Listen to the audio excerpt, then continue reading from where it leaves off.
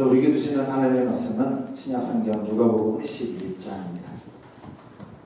오늘 우리에게 주시는 하나님의 말씀은 누가복음 11장 9절에서 13절까지 말씀 함께 보겠습니다. 누가복음 11장 9절에서 13절입니다. 다 찾으신 줄 알고 제가 9절 여러분이 10절 함께 교독하겠습니다. 내가 또 너희에게 이르노니 구하라 그러면 너희에게 주실 것이요 찾으라 그러면 찾아낼 것이요 문을 두드리라 그러면 너희에게 열릴 것이니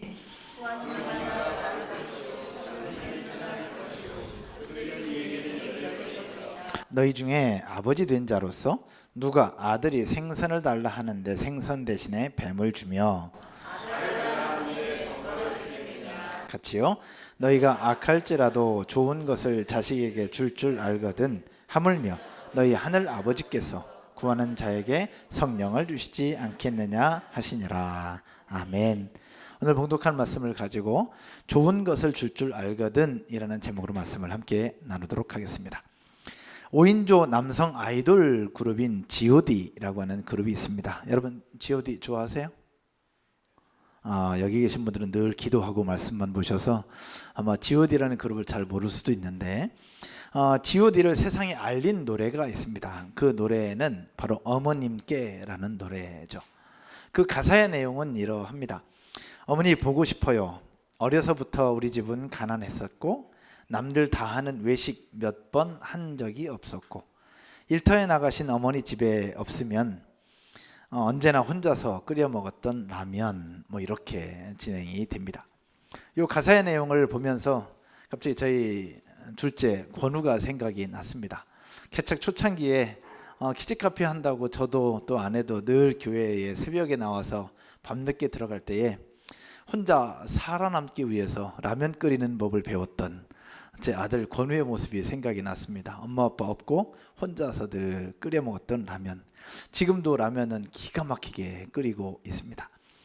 이 곡이 발표된 1998년은 우리나라가 외환 위기를 맞아서 IMF 국제통화기금이라고 하죠. IMF로부터 자금 지원을 받고 또 경제 관리를 받던 때였습니다. 잘 나가던 대한민국이 큰 경제적인 위기를 직면하면서 고스란히 그 몫은 누구에게 돌아왔느냐? 저와 여러분들 같은 서민들에게 그 몫이 돌아오게 되었죠. 결국 수많은 가정경제가 또 파탄이 나면서 어려움에 봉착하기도 했습니다.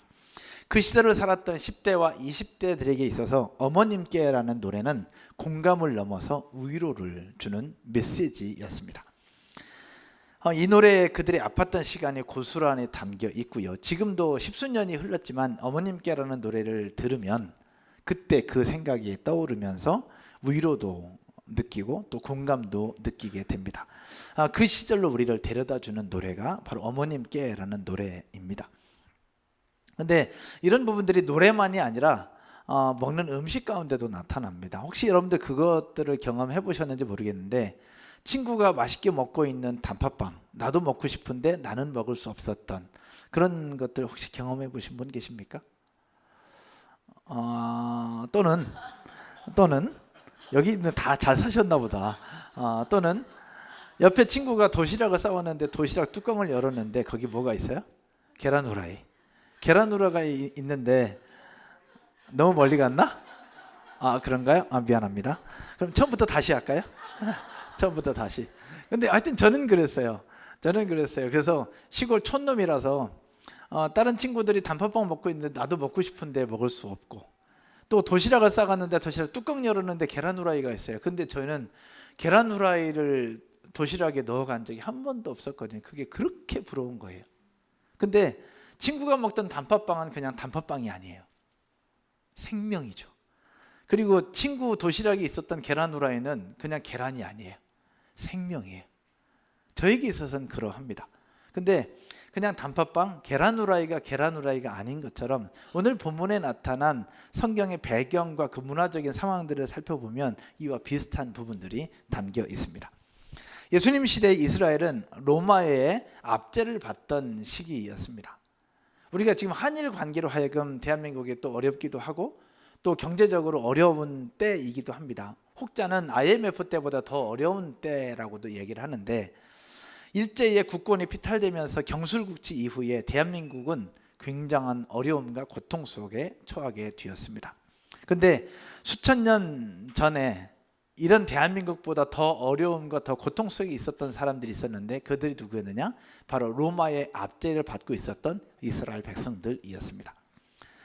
그때의 상황들을 한번 살펴보면 당시 노동자의 하루 품삯은 한 데나리온, 1데나리온이라고 표현하고 있습니다.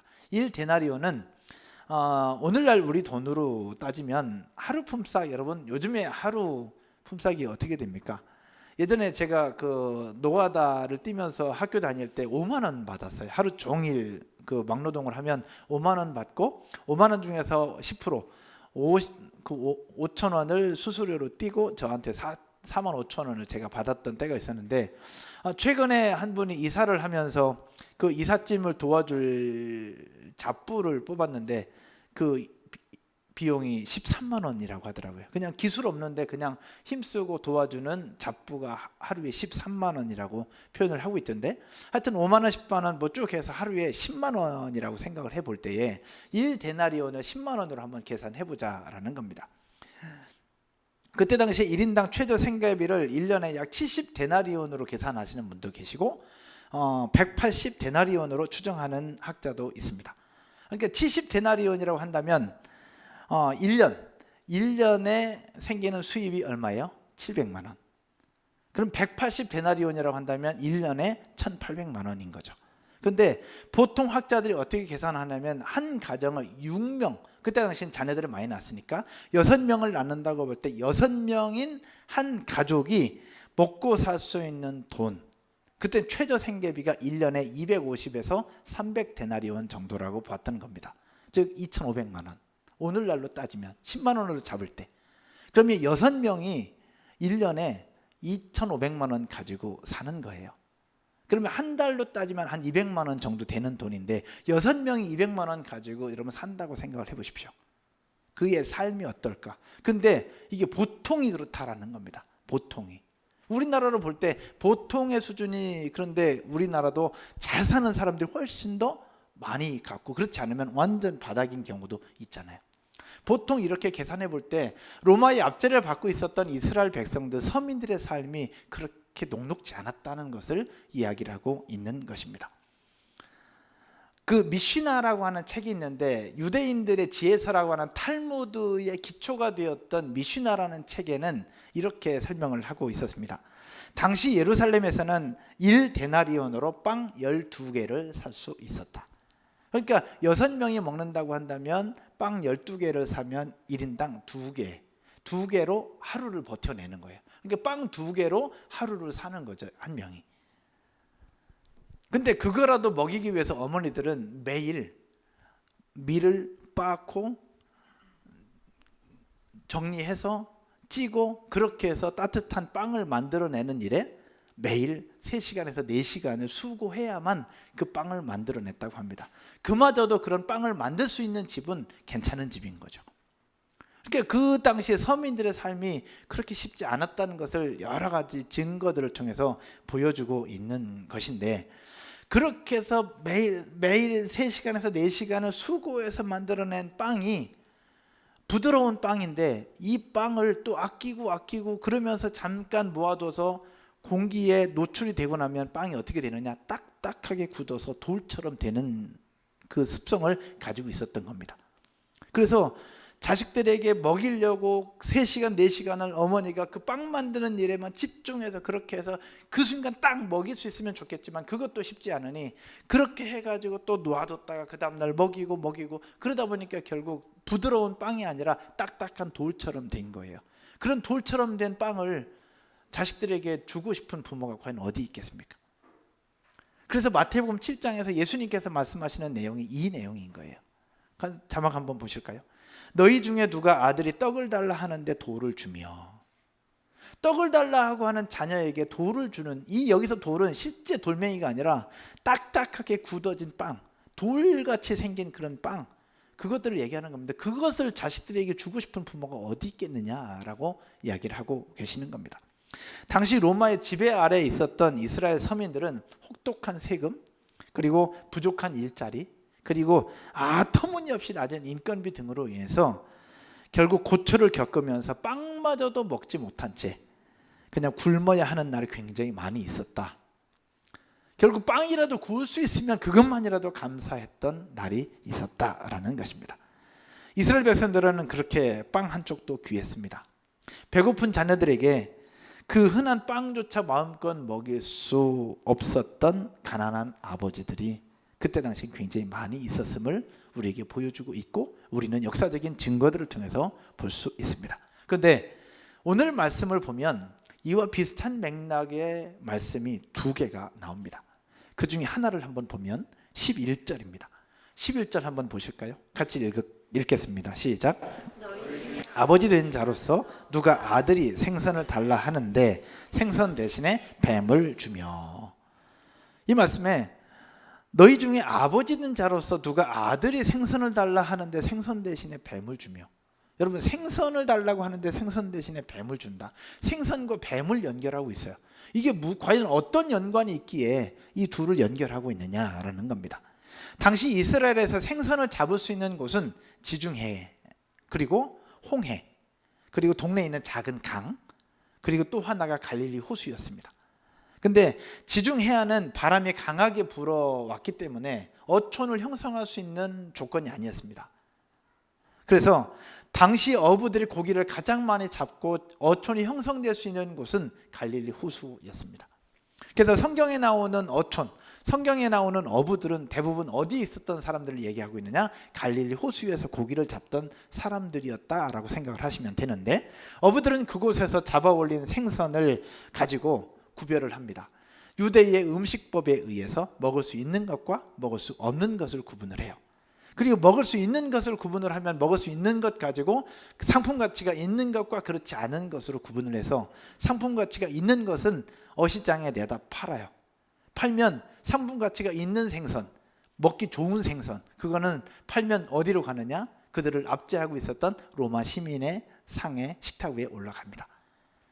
결국 어부라 할지라도 결국 자기 집으로 가져오는 생선은 먹을 수 없는 생선이거나 아니면 값어치가 떨어진, 내다 팔 수 없는 정도의 그런 생선만 집에 가지고 올 수밖에 없었던 그때의 상황들을 보여주고 있는 거예요. 그런데 여기에서 상품 가치가 없어서 버려진 것들 중에 어떤 것들이 있었냐면 장어나 물뱀 종류가 있었습니다.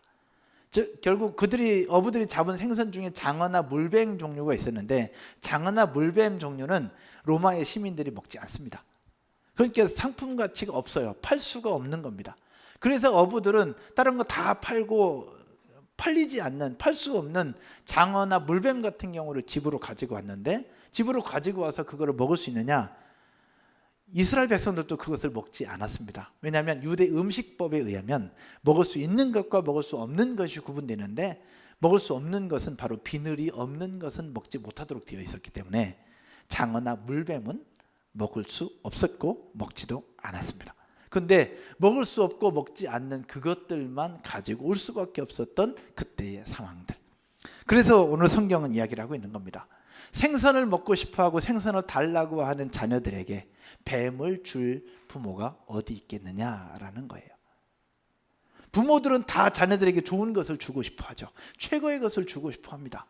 생선 달라고 하는 이들에게 우럭, 그 다음에 아주 기가 막힌 토실토실 올라온 그런 생선, 회, 그런 걸 주고 싶은 게 부모의 마음 아니겠습니까? 그러나 당시의 삶이 얼마나 어려웠는지 아무리 주고 싶지만 줄 수 있는 상황도 여건도 상황이 되지 않았다라는 겁니다.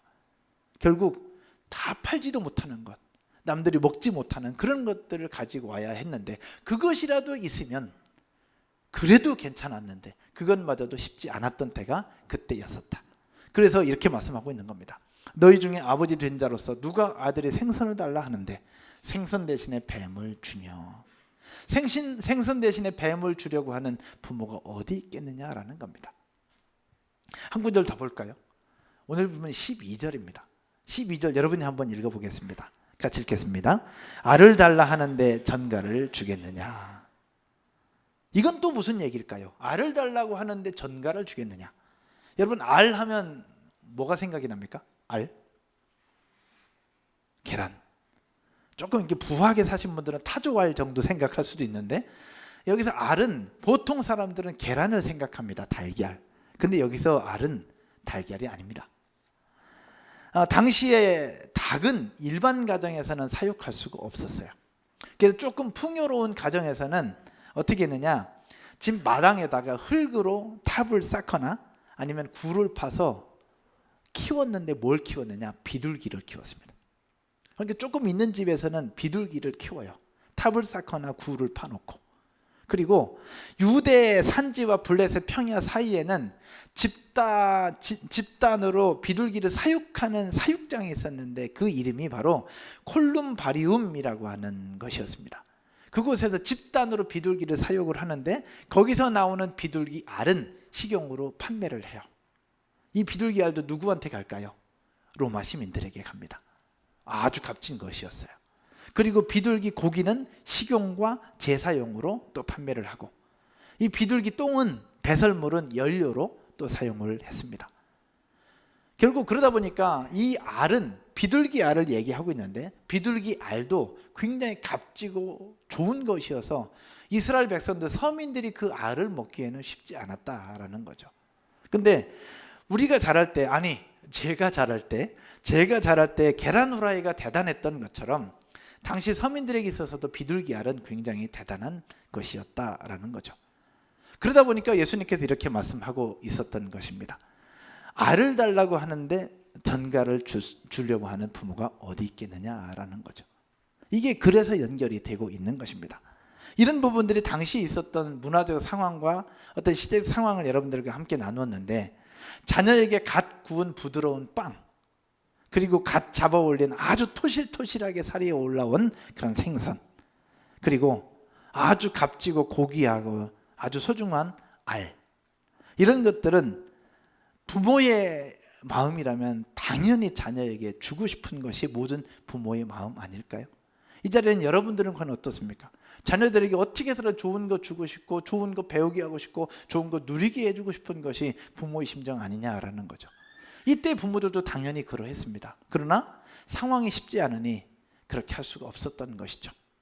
그러면서 오늘 본문은 무엇을 얘기하고 있느냐, 어떻게 해서라도 자식에게 좋은 것을 주려고 하는 것이 부모의 심정이거늘, 이 부모의 마음속에 이 생선 대신에 뱀을 줄 사람이 누가 있고, 알 대신에 전갈을 줄 사람이 누가 있으며, 떡 대신에 돌을 줄 사람이 누가 있느냐. 그러면서 무엇을 얘기하고 있냐, 따라서 해볼까요? 그런 부모의 마음보다 더 풍성하고 더 신실하시고 더 은혜로우신 하나님 아버지가 우리의 부모다. 그 우리의 부모 되신 하나님이 우리에게 그렇게 말씀하고 있는 거예요. 구하라 주실 것이고, 찾으라 찾게 하실 것이고, 문을 두드리라 그러면 너에게 열게 해 주실 것이라는, 우리의 부모보다 좋은 걸 주시려고 하는 부모보다 훨씬 더 좋으신 우리의 아버지 하나님께서 우리에게 채워주실 것이다 라고 그 말씀을 우리에게 주고 있다는 사실 믿으시기를 주님의 이름으로 축원드립니다. 자식에게 좋은 것으로 주고 싶어하는 그 부모의 심정이 있는데, 그 부모보다도 더 대단하고 더 능력 있는 그 하나님이 우리에게 채워주시겠다고 하는 그 말씀인 거예요. 그러면서 오늘 보면 다시 한번 봅시다. 9절부터 13절까지 우리 가로놓기 하면서 한번 보죠. 내가 또 너희에게 이르노니 구하라 그러면 너희에게 뭐 할 것이요? 누가요? 우리 하나님이. 할렐루야. 부모의 심정을 더 뛰어넘으시는 하나님이 그렇게 하시겠다는 겁니다. 찾으라 그러면 뭐 할 것이요? 찾아낼 것이요. 문을 두드리라 그러면 너희에게 뭐 할 것이다? 열릴 것이니. 10절 구하는 이마다 뭐 할 것이요? 받을 것이요. 찾는 이는, 두드리는 이에게는. 누가 이렇게 한다고요? 하나님이. 할렐루야. 그러면서 11절과 12절에 너희 중에 아버지 된 자로서 누가 아들이 생선을 달라 하는데 생선 대신에 뱀을 주겠느냐. 이런 부모는 아무도 없다. 12절 알을 달라 하는데 전갈을 주겠느냐. 알 대신에 전갈 주려고 하는 부모가 어디 있느냐 이 세상에. 그러면서 13절에 말씀합니다. 다 같이 읽겠습니다. 시작. 너희가 악할지라도 좋은 것을 자식에게 줄 알거든 하물며 너희 하늘 아버지께서 구하는 자에게 성령을 주시지 않겠느냐 하시니라. 할렐루야. 여러분, 악할지라도 자식에게 좋은 것을 줄 알거든 하물며 너희 아버지께서 너에게 좋은 거 주시지 않겠느냐. 구하는 자에게 주시지 않겠느냐. 지금 당장은 우리가 구하는 건 안 보이고 안 주는 것처럼 보이고 눈에 안 보이니까 못 받는 것 같이 보일 수 있으나 우리의 하나님, 자식에게 좋은 것을 주려고 하는 부모보다 훨씬 더 뛰어나신 그 하나님이 우리에게 훨씬 더 좋은 것으로 주실 수 있는 분이고 능력도 있는 분이라는 사실 믿으시기를 주님의 이름으로 축원드립니다. 그분께서 우리에게 바로 성령을 주신다라는 사실, 우리가 믿는 하나님 바로 이러신 분이십니다. 제가 이 말씀 보면서 생각이 났습니다. 제가 전도사로 사역을 할 때에 제가 한 달에 20만 원 받고 처음에 사역을 했습니다. 우리 애들이 낳는데 애들이 치킨 사달라고 그러는데 치킨을 사줄 수가 없는 거예요. 요즘 같으면 뭐 카드로 하면 되니까, 그때는 전도사니까 카드, 신용카드도 나오지 않았을 그때 할 수 있는 부분이 아니에요. 그 사줘야 달라고 하는데 해줄 수 없는 그 마음이 난 이게 와 닿는 거예요. 근데 저는 능력이 없지만 우리의 하나님은 능력도 있으시고 내가 자녀를 사랑하는 것보다 하나님이 우리 자녀들을 더 많이 사랑하시는 그분인데 못할 게 뭐가 있느냐라는 것입니다. 근데 그 하나님께서 오늘 너희에게, 구하는 자에게 성령을 주시지 아니하겠느냐. 이 무더운 여름에 하나님 앞에 구하고 받는 모든 것들 가운데 성령의 충만함과 능력으로 덧입혀지게 되기를 주님의 이름으로 축원드립니다. 우리가 믿는 하나님은 그러신 분이에요. 세계적인 성령 사역자인 워치만 리라는 분이 계십니다.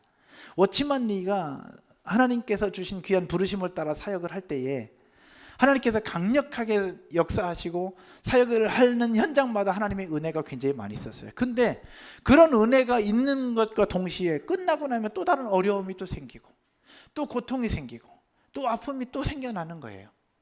잘 되는 것처럼 보이는데 또 막히고 또 막히고 그런 부분들이 계속 생겨나면서 워치만 리가 하나님 앞에 요청하는 겁니다. 하나님, 이것 좀 치워주시고 이것 좀 치워달라고. 내가 이렇게 열심히 헌신하는데 왜 이런 어려움이 계속 생기느냐라고 워치만 리가 그렇게 하나님 앞에 요청합니다. 근데 하나님은 아무 말씀 안 하시는 거예요. 그러다가 어느 날 하나님께서 그림을 하나 보여주시는데 그 그림은 무엇이었느냐. 여러분 한번 상상을 해보십시오. 래프팅 해보신 적 있죠? 내린천도 가고 동강도 가는데 래프팅을 할 때 위에서부터 물 위에 보트를 타고 쭉 내려갑니다. 가다 보면 작은 바위가 있죠. 바위를 넘든지 바위를 피해서 갑니다. 그런데 가다 보면 바위가 또 나오죠. 또 나오면 그것도 넘든지 피해서 갑니다. 또 갑니다. 그렇게 목적지까지 내려갑니다. 그 그림을 딱 보여주신 거예요. 그 그림을 딱 보여주시면서 하나님께서 워치만에게 뭐라고 말씀하시느냐. 내 아들아, 네 앞에 가로막혀있는 이 바위를 치워주랴. 이 바위 치우면 좀 이따 또 나오는데, 그 두 번째 바위 치워주면 또 나오는데, 네 앞에 있는 바위를 요거 치워주랴. 그 다음에 또 나오면 또 치워주랴. 그러시면서 하셨던 말씀이 네 앞에 있는 이 바위를 치워주랴, 아니면 물을 풍성하게 해서 바위가 있든 없든 통과하게 해주랴. 이 물은 곧 성령을 이야기했습니다. 성령의 충만함을 워치만에게 부어주심으로 말미암아 앞에 어떠한 장애물이 있든지 간에 뛰어넘는 하나님의 은혜가 그의 사역 가운데 부어졌음을 믿으시기를 주님의 이름으로 축원드립니다. 근데 이건 워치만에게만 해당되는 것이 아닙니다. 이 자리에는 저에게도 여러분 모두에게도 해당되는 이야기입니다. 우리가 살아가다 보면 이런 크고 작은 바위들은 얼마나 많이 생겨나는지 몰라요. 하나 넘었다 생각했는데 또 하나 있고, 또 하나 넘었다 생각하니 또 하나 있고, 왜 나한텐 자꾸 이런 일들이 생겨나는가. 넘은 것 같았는데 또 있고, 넘은 것 같았는데 또 있고, 자녀들이 아파서 이거 간신히 통과했는데 부모님이 아프고, 부모님이 아파서 이것도 통과했더니 갑자기 회사가 어려워지고 직장이 어려워지고, 왜 나한테 이러냐라는 거죠. 그럴 때 모든 것들을 다 뛰어넘을 수 있는 은혜는 바로 무엇이냐? 성령의 충만함인 줄로 믿으시기를 주님의 이름으로 축원드립니다. 우리 육체의 필요 채울 수 있어요. 하나님은 다 주실 수 있는 분입니다. 할렐루야. 생선 달라고 하는 자녀에게 뱀을 줄 사람이 누가 있겠느냐? 우리 하나님 그런 분이 아니에요. 생선 달라고 하시는 분에게 회도 주실 수 있는 분이 하나님이에요. 여러분 믿으십니까? 그 하나님인데 우린 여전히 내 앞에 막혀 있는 것들 때문에 힘들어하고 아파하고 이거 치워달라고 그렇게 하나님 앞에 요청하는 부분들이 우리 가운데 있다라는 거죠. 그러나 하나님은 내 앞에 있는 요 가로막혀 있는 것이 아니라 그것을 뛰어넘을 수 있는 풍성하게 불어나 있는 그 물과 같은 성령을 우리에게 부어주실 때에 우리의 모든 삶에 놀라운 하나님의 역사들을 보게 될 줄로 믿습니다. 여러분, 똑같은 상황이지만 여러분 스스로 한번 생각해 볼 때에 내가 성령에 충만하고 하나님의 은혜가 충만하면 애지간한 거 다 넘어갈 수 있어요. 뚫은 옆에 사람이 나한테 서운하게 해도 넘어갈 수 있어요. 그럴 수 있지 뭐. 다 넘어갈 수 있어요. 그러나 내가 영적으로 메말라지고 삶이 지치고 환경이 지치고 내가 자꾸 이렇게 깔아앉아 있을 때는 별것 아닌 것 가지고도 서운해져요. 목사님은 똑같이 설교하는데 갑자기 목사님이 나를 지목해서 설교하는 것 같고 나를 치는 것 같고 그렇게 느껴질 때 여러분 없습니까? 여러분은 없는 줄로 믿습니다. 그래요. 저는 그렇더라고.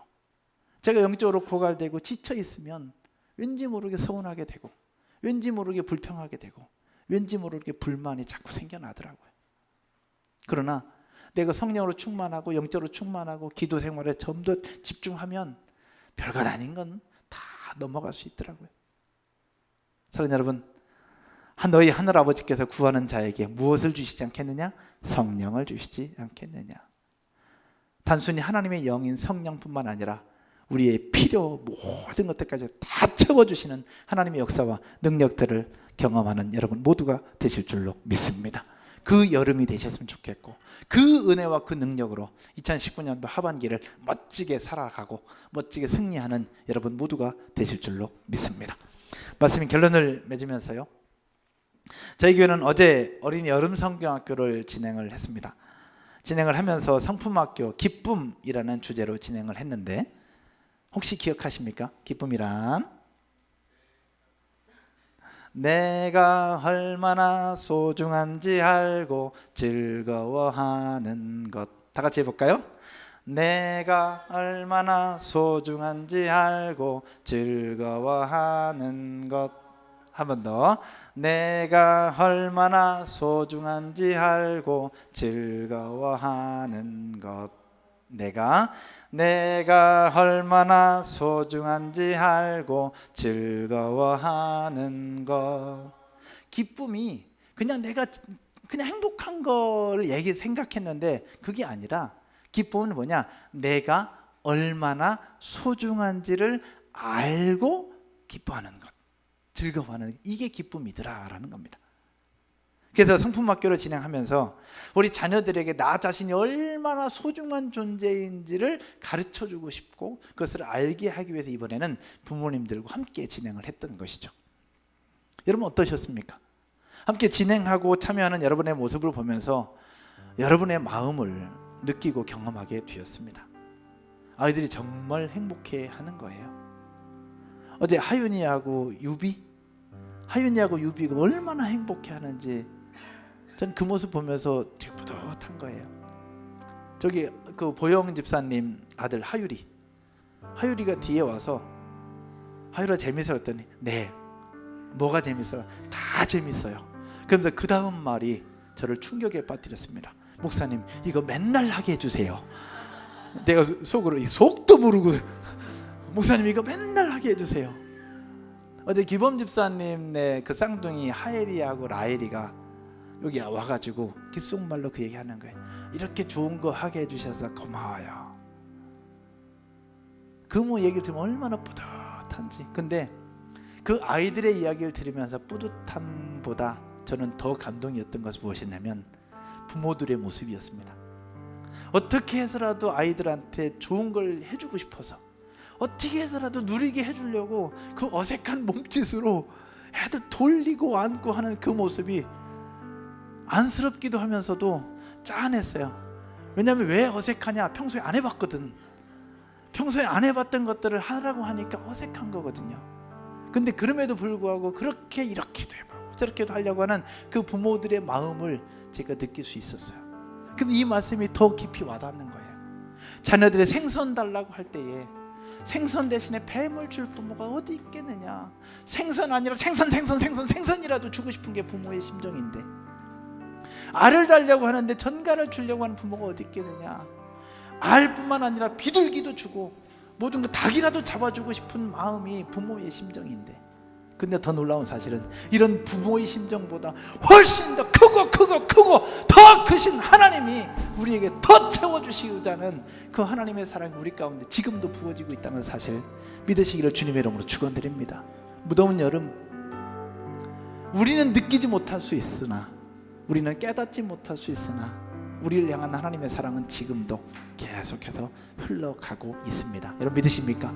그 하나님의 사랑을 풍성하게 누리셨으면 좋겠고, 그 풍성한 은혜와 사랑으로 자녀들에게도 흘러갔으면 좋겠고, 그 자녀들에게 흘러가는 그 은혜와 사랑이 우리 모든 가족들과 믿지 않고 있는 우리 가족들에게도 나타나게 되어지기를 주님의 이름으로 축원드립니다.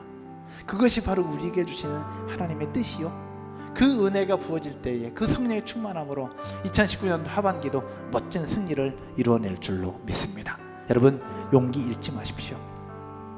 우리에게 좋은 것을 주시기 원하는 부모보다도 훨씬 더 뛰어나시고 훨씬 더 능력 있으시고 훨씬 더 강력하신 하나님이 우리와 함께 하십니다. 여러분 믿으십니까?